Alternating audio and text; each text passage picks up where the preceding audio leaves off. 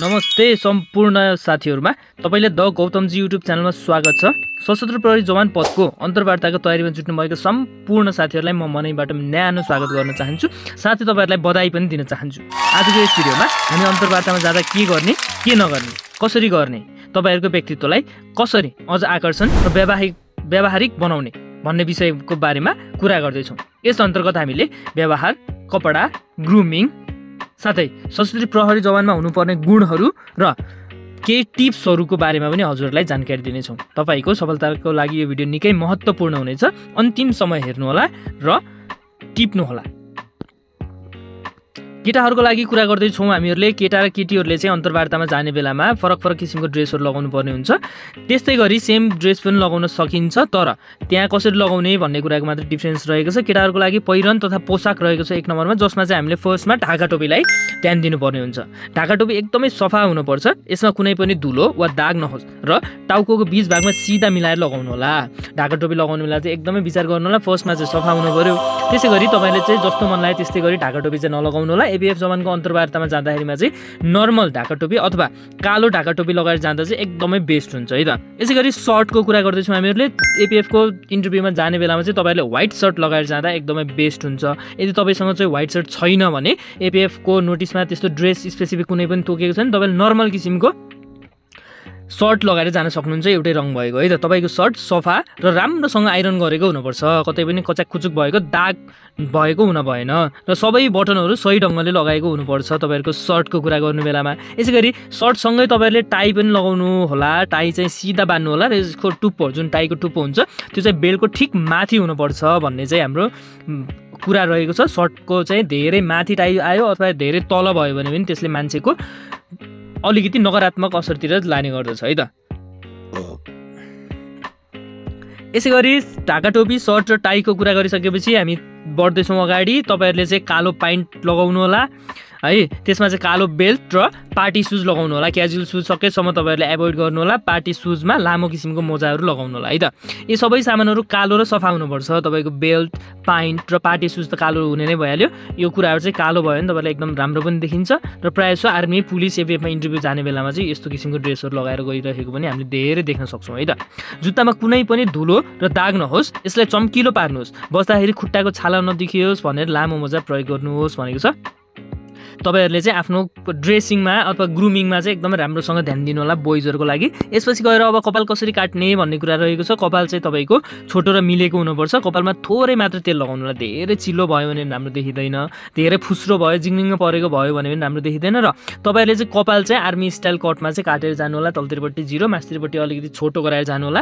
त्यो गर्नुभयो भने एकदमै राम्रो देखिन्छ। प्लस ढाका टोपी लगाउनु भयो भने कपाल धेरै देखिँदैन, तर कपाल चाहिँ तपाईहरुले काटेर जानु होला है त। यसैगरी अर्को रहेको छ अनुहारतिरको कुरा गर्दैछौँ हामी। र अनुहारको कुरा गर्ने बेलामा चाहिँ यदि तपाईको दाढी जुङ्गा छ भने चाहिँ सफासँग पुरै क्लिन सेभ गरेर जानु होला है। त्यसपछि गएर नङको कुरा रहेको छ। कहिलेकाहीँ अब इन्टरभ्यू दिने बेलामा चाहिँ तपाईहरुको नङतिर पनि नजर गइदिन सक्छ। त्यसैले नङ पनि काटेर जानु होला। कसैको नङ लामो रहेछ, फोर रहेछ भने चाहिँ त्यसले तपाईको इन्टरभ्यूमा हानि गर्न सक्छ। त्यो कुरा विचार गर्नु होला। यसैगरी मुख र दाँत सफा राख्नुहोस् भनेको छ। तपाईहरुले ब्रसिङ चाहिँ रेगुलर गरेर सबैभन्दा सास नगर्नाउने हुनु पर्यो। हुन त हामी त्यति नजिकै गएर सास गर्ना छ कि गर्ना छैन भनेर चेक गर्ने अवस्थामा त हुँदैनौँ, तर पनि आफ्नो कन्फिडेन्स बढाउनको लागि चाहिँ तपाईहरुले ब्रस गरेर माउथवासहरू खाएर चाहिँ जानु होला है। त्यसै गरी सुगन्धको कुरा छ। हल्का र प्राकृतिक सुगन्ध भएको डियोड्रेन्ट वा अत्तर प्रयोग गर्नु होला। कडा वा चर्को गन्ध भएको अत्तर नलगाउनु होला भनेको छ। सेन्ट चाहिँ तपाईहरुले 1-2 स्प्रे हानेर जानु होला। धेरै स्प्रे हान्नु भयो भने हसक्क गन्ध आउँछ, त्यो खासै राम्रो पनि मानिँदैन। तर तपाईको पसिना गन्ध आयो भने पनि नराम्रो हुन्छ। त्यसैले त्यहाँ चाहिँ स्प्रे धेरै नहान्नु होला। 1-2 स्प्रे चाहिँ हानेर जानु होला सेन्टको कुरा। यसैगरी सहायक सामग्रीको कुरा रहेको छ। सहायक सामग्रीमा चाहिँ कानमा कुनै पनि प्रकारको टप लगाउने वा आँखी बाउ काट गर्ने जस्ता फेसन नगर्नु होला।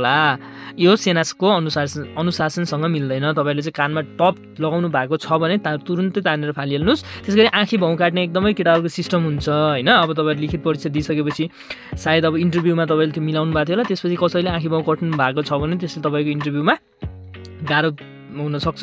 त्यो कट गर्ने काम गर्दै नगर्नु होला। यदि काटिसक्नु भएको छ भने चाहिँ केही गरी मिलाउन मिल्छ भने त्यसलाई मिलाउनु होला है त।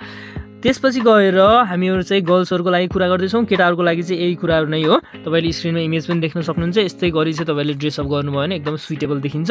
यसैगरी केटीहरूको लागि चाहिँ तपाईहरुले सेम एज बोयको जस्तै कपालहरू चाहिँ काट्न परेन हैन। ड्रेस चाहिँ तपाईले व्हाइट सर्ट, टाई, त्यसपछि कालो प्यान्ट, कालो बेल्ट, पार्टी सुज र सक्स लगाएर पनि केटीहरूले मजाले जान सक्नुहुन्छ, त्यसले केही पनि असर गर्दैन।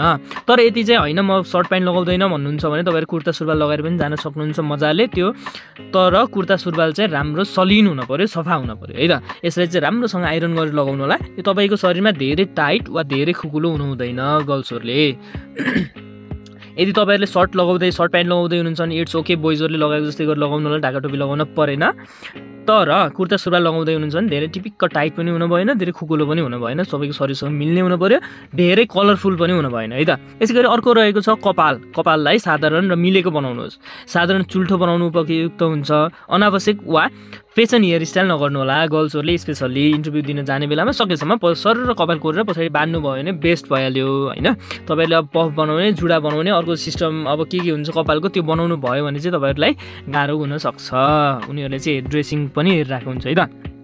यसै गरी सेकेन्ड नम्बरमा रहेको छ हाम्रो व्यक्तिगत सरसफाइ र ग्रुमिङको कुरा। व्यक्तिगत सरसफाइमा चाहिँ तपाईँले मेकअप, ओठमा लिपस्टिक, आँखामा गाजल वा अन्य कुनै पनि प्रकारको मेकअप नगर्ने। तपाईँको अनुहार प्राकृतिक र सफा देखिनुपर्छ भनेको छ। तपाईँहरू गर्ल्सहरूले स्पेसली चाहिँ धेरै मेकअप गर्नु देखिरहेको हुन्छ। इन्टरभ्यूमा जाने बेलामा चाहिँ लिपस्टिक लगाउने, गाजल लगाउने काम पटक्कै नगर्नु होला है। तपाईँहरू भर्ती भइसकेपछि पाउनुहुन्न, अहिलेदेखि नै त्यो कामहरू चाहिँ नगर्नुहोस्। Makeup no. यसै गरी अर्को रहेको छ नङमा नेल पालिस नलगाउने। नङलाई छोटो र सफा राख्नुहोस् भनेको छ। गर्ल्सहरूले नङ लामो पाल्ने हुन्छ सिस्टम, प्लस त्यसमा नङ पालिस लगाउने पनि हुन्छ। तपाईँले चाहिँ नङ लामो नराख्नु होला र नङमा चाहिँ नङ पालिस लगाउनु भएको छ भने नेल पालिस रिमुभर पाउँछ 20-30 रुपियाँमा, त्यो लगाएर मेटाएर जानु होला है त।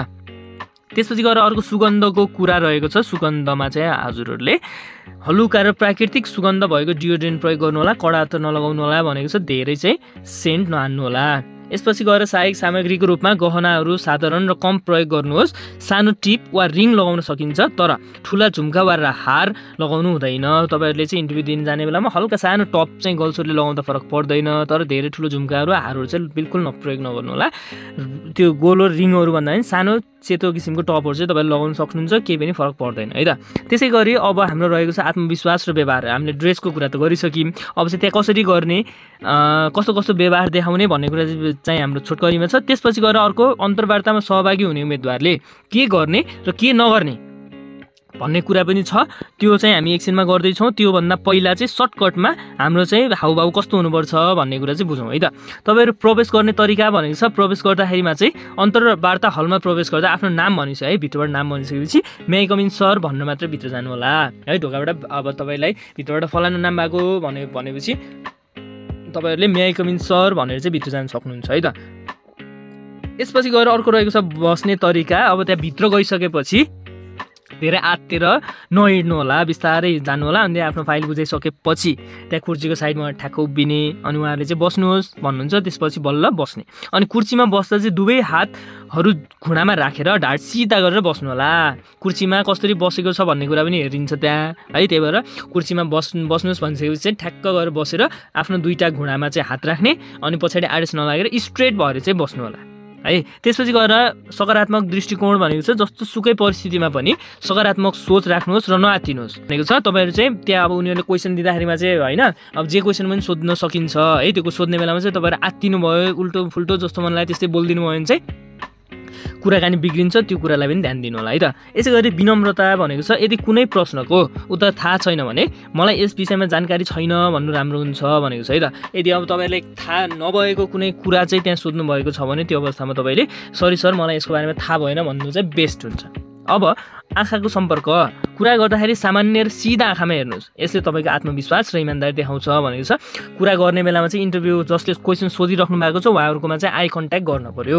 कसरी आई कन्ट्याक्ट गर्ने भनेपछि जस्तो उहाँले क्वेसन सोध्ने बेला चाहिँ उहाँको फेसमा हेर्ने, अनि त्यसपछि गएर उहाँले मलाई क्वेसन सोध्नु भएको छ भने फेरि अब एकछिन सोचेर एकछिन आई कन्ट्याक्ट नगर्दा पनि फरक पर्दैन एन्सर सोच्ने बेला। त्यसपछि चाहिँ फेरि एन्सर भन्ने बेला चाहिँ उहाँको फेस टु फेस हेरेर चाहिँ एन्सर भन्नु होला। एन्सर भन्ने बेला एकजनाको मुखतिर मात्र हेरेर चाहिँ नभन्नु होला, सबैको फेसतिर time to time eye contact गर्नु होला, आँखाको सम्पर्क गर्नु होला। यसले तपाईँको आत्मविश्वास र इमान्दारिता देखाउँछ भनेको छ है त। यसै गरी आत्मविश्वासमा चाहिँ सङ्कोच नगर्नुहोस्, सिधा उभिनुहोस् र राम्रो मुद्रा राख्नुहोस् भनेको छ। तपाईँहरू चाहिँ एकदम आत्तिने, आफूमा कन्फिडेन्स है, आत्मविश्वास हुने कन्फिडेन्स यदि तपाईँको भएन भने चाहिँ कुराकानी बिग्रिन्छ। त्यही भएर सिधा उभिने, मैले केही गल्ती गरेको छैन, जागिर खान आएको भन्ने सोचेर चाहिँ एकदम पोजिटिभ भाइब लिएर चाहिँ जानु होला है त। त्यसपछि गएर समयको पाबन्दी भनेको छ समयमा पुग्नु होला तपाईँहरू चाहिँ त्यहाँ इन्टरभ्यू दिने ठाउँमा। अनि ढिलो हुनु भनेको अरूप्रति अनादर गर्नु हो है। ढिलो हुनुभयो इन्टरभ्यू दिने बेलामा, अब उनीहरूले नाम भन्ने बेला तपाईँहरू त्यहाँ हुनु भएन भने चाहिँ गाह्रो हुन्छ, त्यसैले समयमा चाहिँ पुग्ने गर्नु होला। यसै गरी बोल्ने शैली स्पष्ट र शालीन तरिकाले कुरा गर्नुहोस्। कसैले बोल्दा नचाहिँदो कुरामा हस्तक्षेप नगर्नुहोस् भनेको छ। तपाईँले चाहिँ बोल्ने बेलामा हटबटाएर कसैले चाहिँ नबुझिने बोलिदिन्छ होइन, कसैले चाहिँ बढी बोलिदिन्छ, कसैले चाहिँ बोल्दै बोल्दैन, त्यो गर्नुभयो भने चाहिँ त्यहाँ इन्टरभ्यू बिग्रिन्छ। त्यसैले जति चाहिन्छ त्यो ठिक्क बोल्ने, उहाँहरूले केही कुरा गरिराख्नु भएको छ एक आपसमा भने चाहिँ त्यहाँ बिचमा इन्टरफेयर नगर्ने है। यो कुराहरू रहे हाम्रो सर्टकटमा कस्तो व्यवहार देखाउने भन्ने विषयमा। यसै गरी अब चाहिँ हामी डिटेलमा के गर्ने, अन्तर्वार्तामा सहभागी हुने उम्मेदवारले के गर्ने के नगर्ने भन्ने विषयमा चाहिँ जानकारी लिँदैछौँ। त्यसपछि चाहिँ हामीले तपाईँमा सशस्त्र प्रहरी जवानमा कस्तो गुणहरू हुनुपर्छ त इन्टरभ्यू दिन जाँदा भन्ने विषयमा यसपछि कुरा गर्नेछौँ। त्यसै गरी अन्तर्वार्तामा सहभागी हुने उम्मेदवारले के गर्ने के नगर्ने भन्ने विषयमा चाहिँ फर्स्टमा तपाईँहरूले चाहिँ आफू इन्टरभ्यू दिन जाने बेलामा चाहिँ अन्तर्वार्ता दिने उम्मेदवारले आफ्नो एप्लिकेसन फर्म, आफूले फर्म भर्दाखेरि पेश गरेको कागजातहरू र प्रवेश पत्र चाहिँ साथमा लिएर जानु होला। यसै गरी दोस्रो नम्बरमा हाम्रो अन्तर्वार्ता परीक्षामा व्यक्तिको व्यक्तित्व पनि हेरिने हुनाले आफ्नो टर्नआउटमा पनि ध्यान दिनुपर्छ भनेको छ है त। अन्तर्वार्ता परीक्षामा जाँदा भद्र पोसाक पुरुष उम्मेदवारले ढाका टोपी समेत लगाएर जानु उचित हुन्छ भनेको छ। तपाईँहरू चाहिँ कस्तो ड्रेसअपमा पुग्नु भएको छ, जुन ड्रेसअपको कुरा चाहिँ हामीले अघि गरिसक्यौँ, त्यो कस्तो छ तपाईँको ड्रेसअप भन्ने कुरा पनि त्यहाँ हेरिन्छ। त्यसैले राम्रोसँग ड्रेस मिलाएर लगाएर जानु होला। फेसमा चाहिँ एउटा किसिमको चमक लिएर जानु होला है, अँध्यारो मुख बिगाएर चाहिँ नछिर्नु होला। त्यसपछि गएर अघि नै हामीले कुरा गरिसकेको छौँ मे आई कम इन सरको बारेमा। तेस्रो नम्बरमा अन्तर्वार्ताको हलमा प्रवेश गर्दा अन्तर्वार्ताकारलाई म भित्र आउन सक्छु सर अथवा मे आई कम इन सर भनेर सोध्ने र अनुमति लिएर अन्तर्वार्ता हलमा प्रवेश गर्नुपर्छ। भित्र गइसकेपछि सबै अन्तर्वार्ताकारतर्फ नजर लगाएर अभिवादन नमस्कार गर्नुपर्दछ भनेको छ है त। मे आई कम इन सर भनेर भित्र गइसकेपछि चाहिँ नमस्ते गर्नु पर्यो सबै अन्तर्वार्ताकारहरूलाई है। त्यसपछि गएर चौथो नम्बरमा रहेको छ अन्तर्वार्ताकारले परीक्षामा सहभागी उम्मेदवारलाई बस्नुहोस् नभनेसम्म आफूलाई छुट्याएको सिटमा बस्नु हुँदैन भनेको छ। आफूलाई छुट्याएको सिटमा बस्ने अनुमति पाएमा धन्यवाद भनेर मात्र बस्नुपर्दछ। उहाँहरूले बस्नुहोस् भनिसकेपछि धन्यवाद सर, थ्याङ्क यू सर भनेर बस्नु पर्यो। त्यसपछि गएर कुर्सीमा बस्दा अडेस लगाएर बस्ने, एक खुट्टामाथि अर्को खुट्टा चढाउने जस्ता अस्वाभाविक तवरले बस्नु हुँदैन भनेको छ है त। त्यसै गरी पाँचौँ नम्बरमा अन्तर्वार्ताकारले प्रश्न सोद्धा भुइँतर्फ हेर्ने, परभित्तातर्फ हेर्ने वा अन्यत्र कतै हेरेर बस्नु हुँदैन। यसो गर्दा अन्तर्वार्ताकारलाई उम्मेदवारले चाखपूर्वक आफ्नो कुरा सुनेको छैन भन्ने लाग्न सक्छ। त्यसैले प्रश्नकर्तातर्फ हेरेर ध्यानपूर्वक प्रश्न सुन्ने गर्नुपर्छ। उहाँले क्वेसन सोधेको बेलामा चाहिँ भुइँतिर हेर्ने, वालतिर हेर्ने काम नगर्नु होला, उहाँको फेस टु फेसमा हेरेर उत्तर दिनु होला है त। छैटौँ नम्बरमा सोधिएको कुनै पनि प्रश्नको उत्तर दिँदा नहटबडाइकन प्रश्नकर्तातर्फ नजर राखेर सहज ढङ्गले जवाब दिने गर्नुपर्दछ भनेको छ है त। यसै गरी नहटबटाएर मजाले चाहिँ एन्सर दिन पर्यो। यसै गरी अर्को 7औँ नम्बरमा रहेको छ हामीलाई आफूलाई थाहा नभएको प्रश्न आएमा ओभर कन्फिडेन्ट भएर थाहा नभएको कुरा पनि अनुमानको भरमा उत्तर दिनु राम्रो हुँदैन है। उहाँहरूले केही क्वेसन सोध्नु भयो भने ओभर कन्फिडेन्ट भएर चाहिँ नआउने एन्सर दिनुभयो भने चाहिँ त्यहाँ तपाईँहरूको अलिकति माइनस पोइन्ट देख्न सकिन्छ। त्यसैले यो प्रश्नको उत्तर मलाई थाहा छैन सर अथवा आइएम सरी सर मलाई यसको उत्तर थाहा भएन भनेर उत्तर दिँदा चाहिँ तपाईँको इमान्दारिता देखिन्छ। अलिअलि थाहा भएको प्रश्न आएमा नरम भएर यो प्रश्नको जवाब ठ्याक्कै थाहा छैन सर, मलाई जति थाहा छ त्यति भन्ने कोसिस गर्छु भनेर उत्तर दिँदा चाहिँ एकदम बेस्ट हुन्छ भन्ने कुरा तपाईँले थाहा पाउनु होला। यसै गरी 8औँ नम्बरमा रहेको छ अन्त्यमा अन्तर्वार्ता सकिसकेपछि आफ्नो सिटबाट उठेर सुरुमा जस्तै सबैतर्फ नजर लगाएर धन्यवाद सर अथवा भनेर चाहिँ नमस्कार गरेर बाहिर जानु होला। अनि बाहिर जाने बेलामा चाहिँ फेरि आत्तेर चाहिँ बाहिर नछिर्नु होला है त। त्यसपछि गएर उठ्ने बित्तिकै कुर्सीबाट उठ्ने बित्तिकै सिधै पछाडि फर्कै ड्याङ ड्याङ नहिँड्नु होला, खुट्टा पछाडि सारेर 2-4 पाइला पछाडि हिँडेर अनि चाहिँ जान्नु होला है त मुस्कुराउँदै। त्यसपछि गएर अब त्यहाँ चाहिँ तपाईँहरूमा कस्तो कस्तो व्यवहारहरू हेरिन्छ भन्ने कुरा पनि रहेको छ अन्तर्वार्ता गर्ने बेलामा है। त्यहाँ चाहिँ तपाईँहरूले चाहिँ सशस्त्र प्रहरी जवान पदको लागि राम्रो टर्न आउटका साथै आकर्षक व्यक्तित्व भएको उम्मेदवारहरू छनौट हुने सम्भावना बढी हुन्छ भनेको छ है त। तपाईँले राम्रो ड्रेस मिलाएर राख्नु भएको छ, राम्रोसँग हाँस्नु भएको छ, कपाल पनि मिलेको छ, टाई सुज मिलेको छ भने चाहिँ अब उम्मेदवारहरू तपाईँहरू चाहिँ त्यस्तो राम्रो टर्नआउट भएको राम्रो पर्सनालिटी भएको मान्छे चाहिँ सिलेक्टेड हुने चान्स चाहिँ बढी हुन्छ भनेर चाहिँ भनिएको छ। यसै गरी कुनै काम गर्ने तात्पर्यता तथा लगाएको काम फुर्तिलोको साथ गर्ने फुर्तिलो हुनुपर्दछ भनेको छ है त। तपाईँले चाहिँ उहाँहरूले अब यस्तो फलानु काम गर्न सक्छस् भनेको बेला सक्छु सर भन्नु पऱ्यो है त फुर्तीको साथमा।